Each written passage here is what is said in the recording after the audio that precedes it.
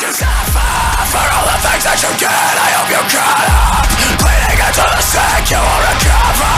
Try to live on the brink, I live to see your eyes roll back.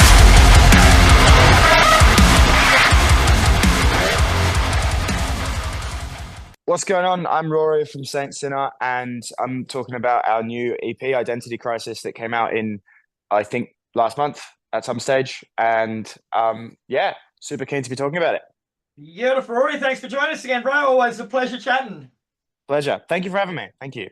My pleasure, bro. So as you mentioned, Saint Sinner released your latest EP, Identity Crisis, back in July. So how's the early reception been for it?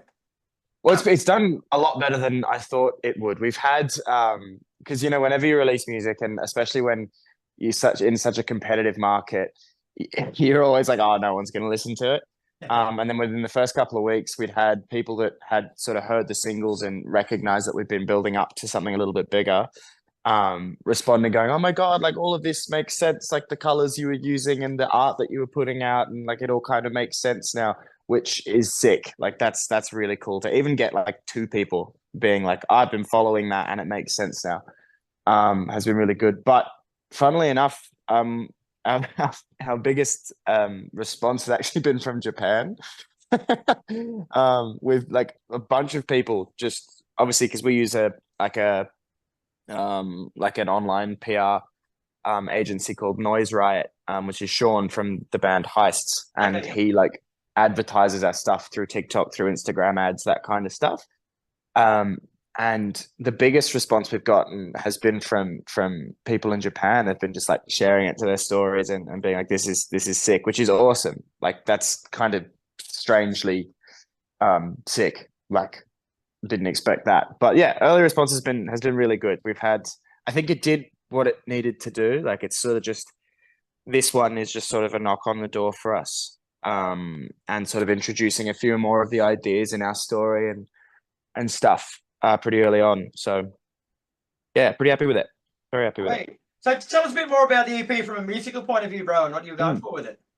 So we have always been like, we started the band, like Saint Sin, its first iteration was 2020.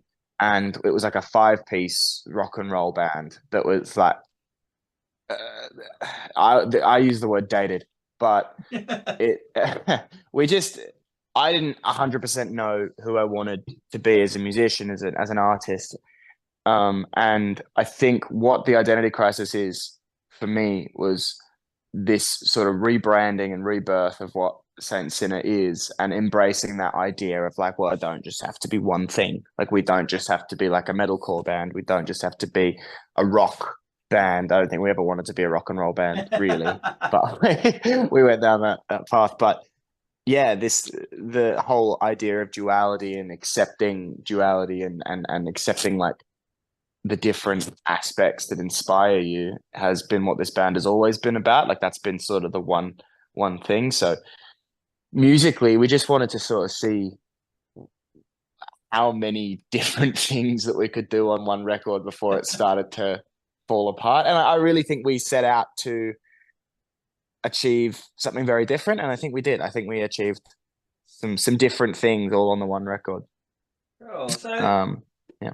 So for those who haven't heard the EP yet or haven't heard of it, we're going to ram it down their throat right now, bro, because EPs are great because there's only a limited amount of tracks on them. So you got 8 songs on Identity Crisis, mate. So we'll run through them all individually, and then tell us a bit more about them, because like you say, there is a bit of a spread, I guess, some genres covered in there. So each song needs its own attention. So it does. We'll start with the first track, Identity Crisis, the intro track. Yeah.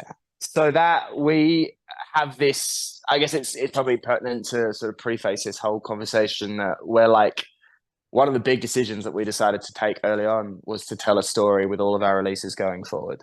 Like a story that lives beneath the surface of what is like presented. As just the music. And because, you know, we looked at all the big bands and the ones that were doing really well, like Bring Me the Horizon, Sleep Token, Slipknot, Bad Omens, all of them, 21 Pilots. And we went, well, they all tell a story outside of the sonics of whatever their music is.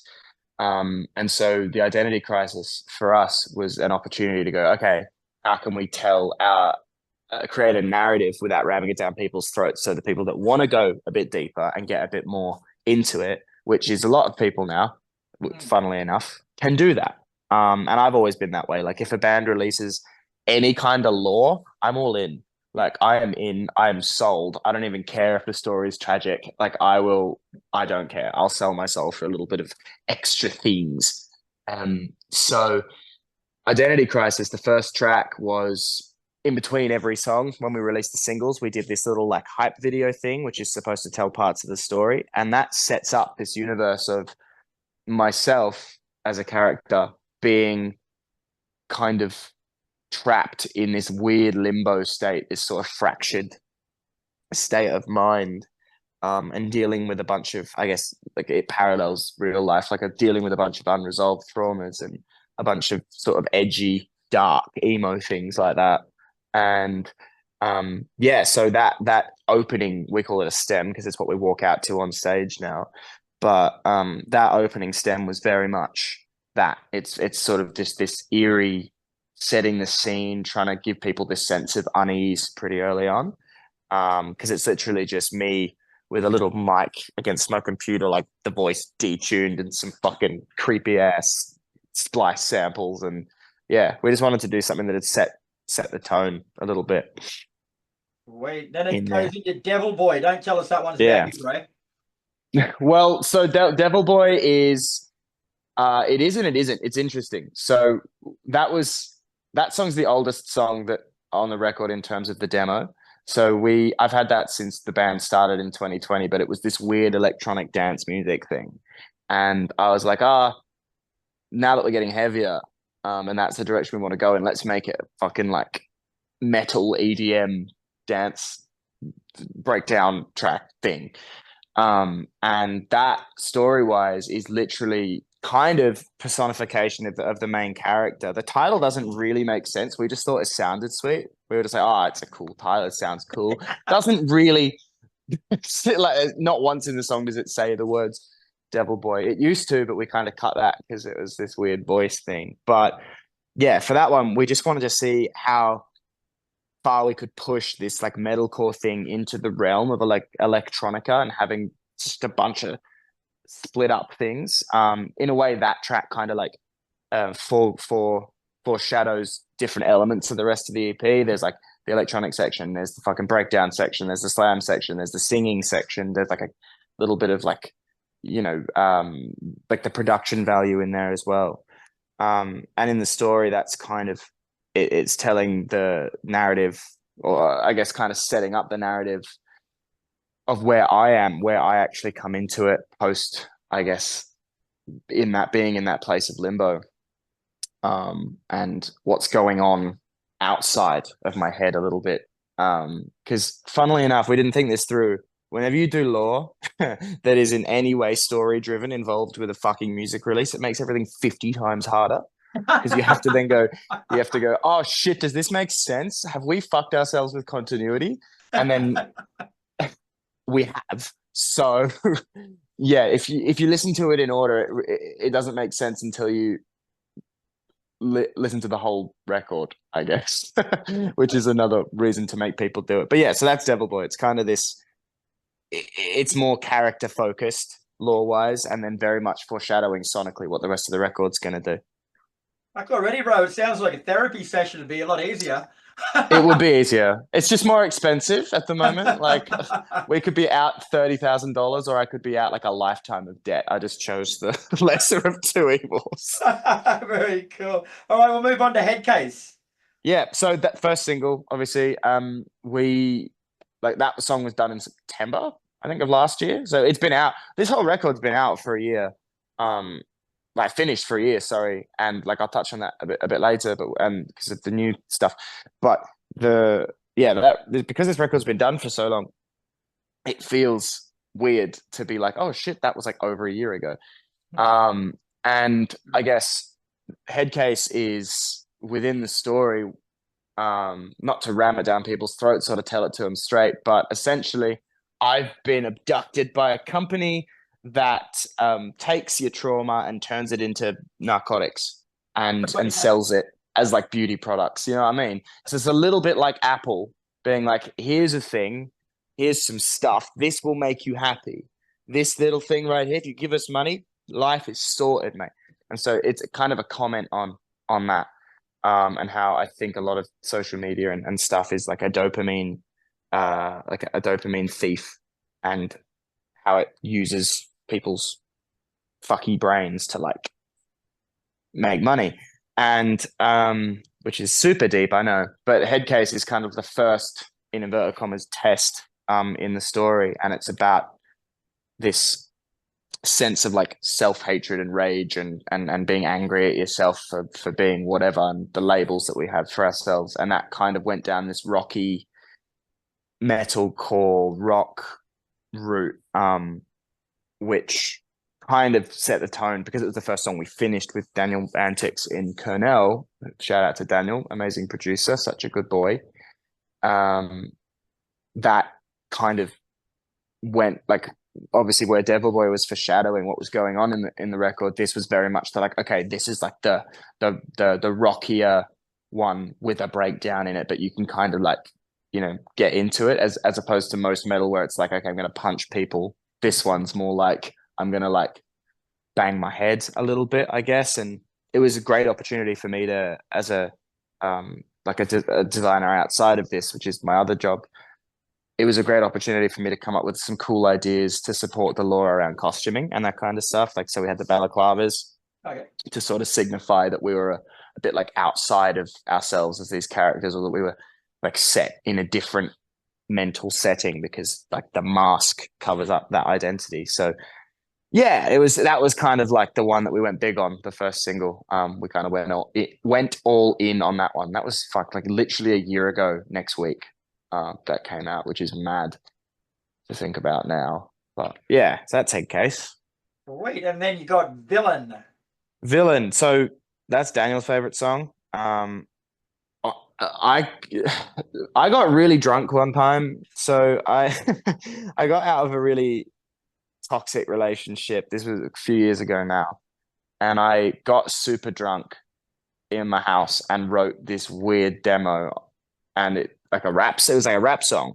And I was like, I'm not Eminem, I'm not a rapper, but I got super fucking messed up and wrote this song, and then sent it to the chat, and the guys were like, this is actually kind of cool, bit goofy, but it's kind of cool. And then I showed it to Daniel alongside Headcase, and he was like, this is the track, bro, this is the one.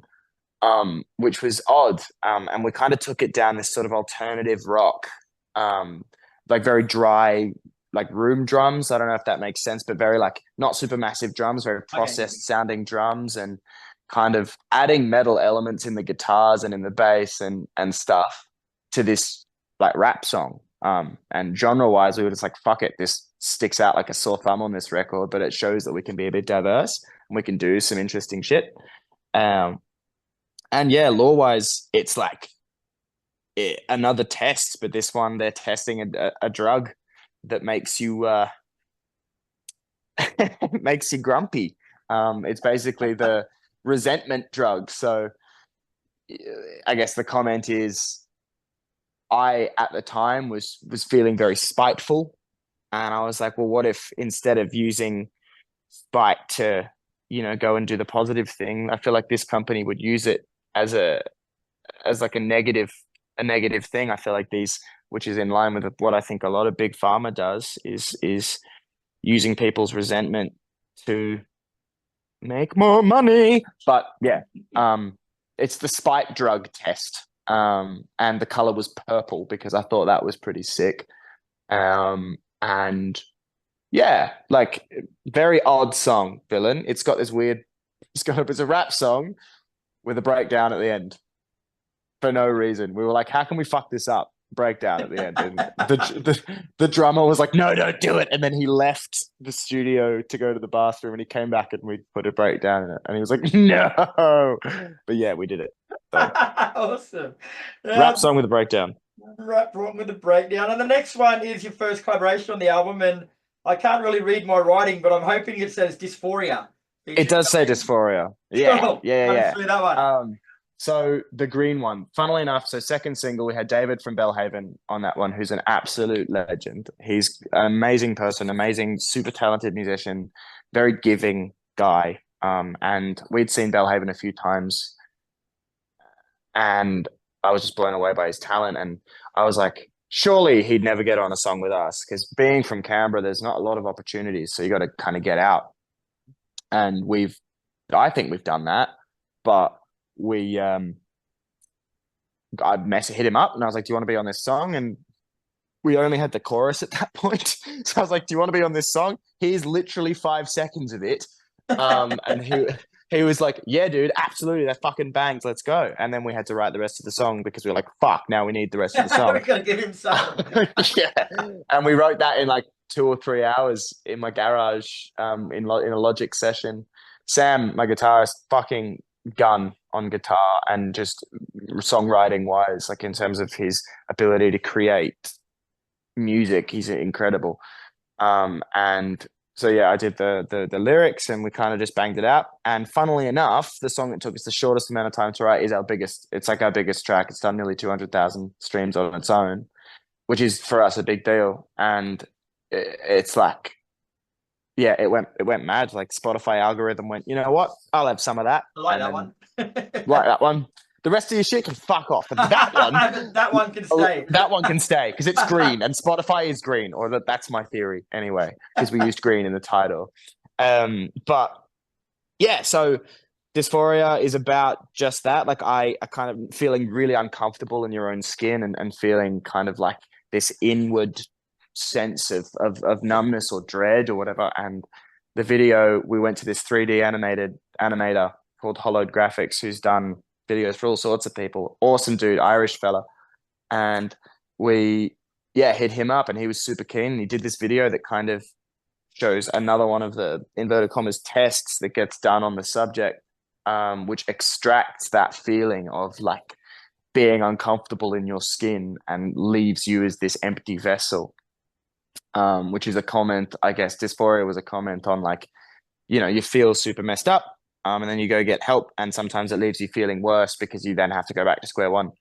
And yeah, it was, again, that's probably the most straightforward metalcore track on the record, because it's like singing verse, singing chorus, blast beat breakdown, and feature from another like similar artist. So that's probably the most cut and clean, like simplistic metalcore song that we've got. But banging riff, like I didn't write it. If I'd have written it, I'd be like, that riff is terrible. But Sam wrote that riff, and I was like, bro, that's so good. And we kind of had a bit of a moment where it was like, yeah, dude. So yeah, that's Dysphoria, the green one. That's our biggest single so far, which has been awesome. Really cool. Now, before we go further, mate, you mentioned colours a couple of times. You associated purple with villain, and you've got green with Dysphoria. So what's the go with that? So I'm by trade, like I'm a graphic designer. So a lot of what I do is going like, okay, what's going to make audiences? Because let's be honest, most of the people consuming music now don't actually like remember the names of songs, me included. I go like, what the fuck? Who did that? I sometimes know the artist, but if like it all sounds the same, I'm not going to know the song name, and I'm not going to be bothered to go look for it, because unless I'm, you know, really motivated that day. But so I was like, well, with the singles, what's a way that we can make people from a marketing perspective go, oh, I know that one. It was the blue one. And then they'll like look through our discography and go, there's blue. I like that one. So I just associated all of the singles and all of the different tests or like chapters within the identity crisis with a color. Because maybe it's a little thing in my brain where I like to have everything organized in color. But you should see the Logic projects. They are colored. But yeah, I really like that imagery that is combined with the story, that you can sort of see, all right, this part of the identity crisis was orange for, I think Lost It might be the next one or something. And then green for Dysphoria. And then you can really dive into the photo shoots and the aesthetic you have behind each single. You can go down a colored route, and it gives you more of a vibe for that single. So purple was the vibe for Villain. I was feeling purple. Green was definitely the vibe for Dysphoria, because it was like this acid green thing. And then blue was blue was headcase, black was heroin, or like grey and black. Lost It was orange, and Devil Boy was like another shade of blue. I think that's good. I can remember that, can I? And then Blood was red, but like it just helped. Like I love having a colorway for things, you know. I love because you can create merch with it. You can create assets for social media with it. People go, oh, it looks cohesive, kind of looks like the rainbow if you scroll down our Instagram, which is cool. So yeah, we will always use colors and to differentiate our eras, which is a pretty common thing for us. Very cool. All right, well, we shall move on to the next track on the EP, which is Lost It, the orange one. Yeah, the orange one.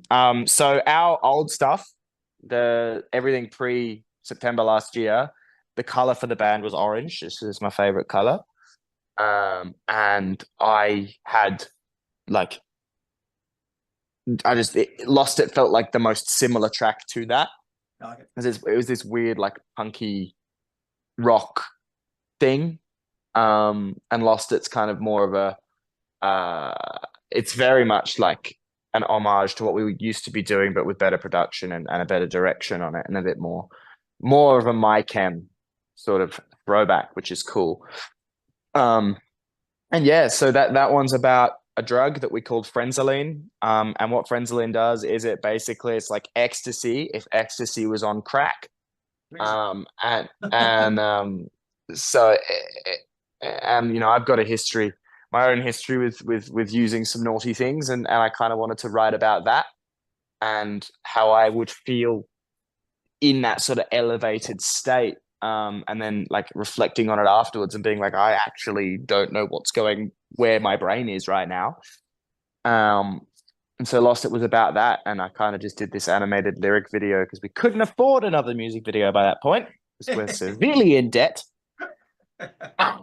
But yeah, so we did Lost It as like this weird animated video to show what happens when the company successfully gets a drug out into the world, what happens. And the video ends with like 3 teenagers overdosing on it and dying, which is not good. Don't do drugs, stay in school. But do drugs when you're staying in school. That's what I did. The best of both worlds. Let's go. But yeah, so Frenzoline was sort of the topic of that song, and kind of what it would look like if one of those big pharmaceutical companies released a lifestyle product that was for raving. And it was like, what would actually happen if that was a thing? How would people feel? How would they take it? Would it be like vaping? Would it be like kind of under the table, or would it be like, okay, let's tax this and make money off it, kind of thing?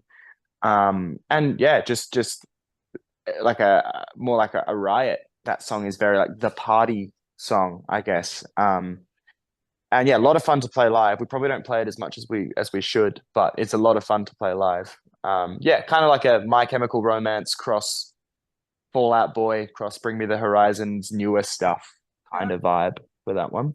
Very cool. Well, speaking of drugs, the next track is Heroin, which features Heist. Yeah. So Kris Zagas from Heists is on that way. He's a real G. We love Kris. Funny story with that song though. There are no funny stories about heroin except for this one. Except for this one. So I was like, I've got my own history of doing some naughty stuff, and this song's probably like in terms of the content, just like the heaviest. And it is also the new metalcore, very heavy, very like, shit, we about to punch some people in the face type of song. And initially we had this song written, and Jack Bergen from Void of Vision, who I love, like if he ever watches this, which he probably won't, but if anybody who knows him watches this, I love him. I want to like be his friend. I idolize that man more than like anybody ever, and he is from my favorite band, Void of Vision. And he messaged us on Instagram being like, hey, I think actually no, I sent him I did the classic, hey man, you want to hear my demo? And like sent him Headcase, and he was like, this is really good. And I was like, what the fuck, this is crazy. Freaked the fuck out. And then was like, would you want to get on a song? And he was like, yeah, let's throw some ideas together. Freaked out even more, just died. And then we wrote Heroin for that. Like I had the idea for it and had the lyrical content. And then he got really famous and also had a massive health thing going on at the time. And he kind of dropped off the face of the planet for a minute, which is fair enough. He was dealing with some awful, awful things. And I'm very proud of him for getting through that. But then we were like, okay, so he can't do it. And he's also on tour in America. He's like, yeah, too big for us. And then we have a friend Carl in Ocean Sleeper was going to do it. Then he couldn't do it because they got really famous. Then we had a guy from a band called Dead Echo in the States, and he couldn't do it because he had like a family crisis when we tried to record it. And that, so we're like, this song is fucking cursed, right? It's cursed. And then we met Sean. Actually, no, we met Guy, who's the guitarist of Heist. He does most of our photography, and he did the headcase video. And I was like, we kind of got real close with them. And I said to Kris, hey, like, I love your music. Your voice is sick. Do you want to jump on this track? You'll probably die if you do, though, because it's cursed. And he did it, and he's still alive. So we won there. And those boys are awesome. Yeah, those boys are awesome. And Heroin is basically the final test, and it's extracting the addiction gene, because there's a lot of interesting research into how addiction and into how that stuff is passed down. What's the word? Like hereditary. Yeah. And how you get past this box of like genetic disorder that you can't do anything about. And if you poke the bear, it gets, proper bad. And yeah, so I was inspired by a lot of stuff, mainly Saw, the film Saw, and just wrote like super gory, super abrasive lyrics, which is not something I'm used to doing. And then yeah, we did this track. Sam and Caleb, the drummer, again came in massive and made it sick, and Dan made it sound awesome. And Kris jumped on it, and yeah, we shot the video ourselves. Went to Bunnings, bought like 1,000 sheets of plastic, and I swam about in some goo and sprawled about on the ground like a dying fish. It was good. Lovely. It was good. It was good. All right. The EP finishes up with Blood. Yeah, Blood's. It's interesting because it was originally Heroin was gonna be last, but Blood is this completely different, heavy but completely different heavy. So we were like, I want to do the sad song, like the song that you have a bit of a cry to and whatever. And I'd had the lyrics for like 5 or 6 years, but it had always never known where to put them, like on whatever song to put them on. And then on the last record we released before we kind of rebranded, there was a song called Faking, and that inspired me to do. I was like, we kind of did it, but it didn't get made the way that I kind of wanted it to. Like I felt like I'd missed the mark with it. And so Blood was like, okay, I'm going to get that one back and make it this big moment to end the EP. And so it was like an acoustic guitar, some sad lyrics, and like a massive chorus. And yeah, that kind of it's the not to get super heavy on Ye Olde Interview, but like it's pretty, like the content of it's pretty messed up. Like it's a very heavy song, very personal song, probably the most vulnerable songwriting that I've done. And yeah, within the space of the law, it's kind of this space just before the subject dies, I guess, in that weird like limbo space of like, they say when you like before you die, your life flashes and you get like 4 minutes of brain activity or whatever it is, and you sort of see different parts of your life. It's kind of that feeling made into a song, and then it kind of climaxes with this ending bit and a message. And so yeah, that is within the realm of like the subject has been tested on to the point where they're in this weird, again, it started in this limbo state. They went through all this like traumatic stuff, and then they're back in that limbo state. And yeah, it kind of finishes the EP on this very like this weird moment where you don't necessarily feel good. You feel terrible because that's depressing as shit. But it's like, oh, that was nice. Now what? You kind of, have you ever seen a movie and you leave the cinema and you just feel a bit weird? You're just like, yep, I'm uncomfortable all the time.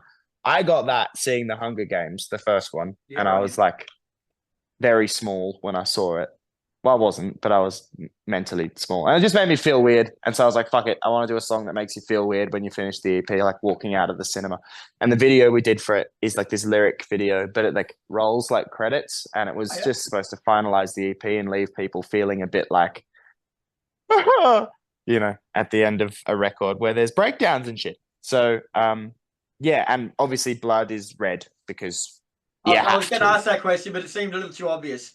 Yeah, you have to. Funnily enough, though, the video is set in like a burning car, so it's like maybe the red is fire. No, it's blood. It's blood red because it has to be. Because it has to be. Yeah. Very good. Yes. Well, that's really, really good explanation, man. I'm going to go back and listen to it again now with all that in mind, and I need to give it extra layers. You probably I hope so. Lost down a rabbit hole, bro. I'll never come out. I hope so. Well, that's the idea, right? If you have a little bit of, no one has that much time, but if you have the time to go, oh my God, I need to figure this out, you can kind of go down and look at the symbolism and look at stuff and go, oh, what's this mean? And because we're not done with the story either. We've got other things that are happening now, which is fun. Very fun. Very good, brother. Well, what else you got coming up, bro? You got any shows coming up that anyone can catch you at? Yeah, dude, absolutely. So we're playing in Sydney. Well, actually, when does this come out? Because I don't know when. I'm going to publish it today, brother. I'm going to get it because since it took me so long to talk to you, I'm going to make sure I get the interview out quick. You're a gem. Thank you so much. This Friday we're in Wollongong. Next Saturday we're in Sydney. So this Friday we're at the Side Door Theatre in Wollongong. Next Saturday there's the Good Intent Saturdays thing that they do at the Lansdowne. We're headlining the event there. And then after that we have, I don't know if I'm allowed to talk about it because it hasn't technically been announced yet, but there is a series of shows that are happening along the country.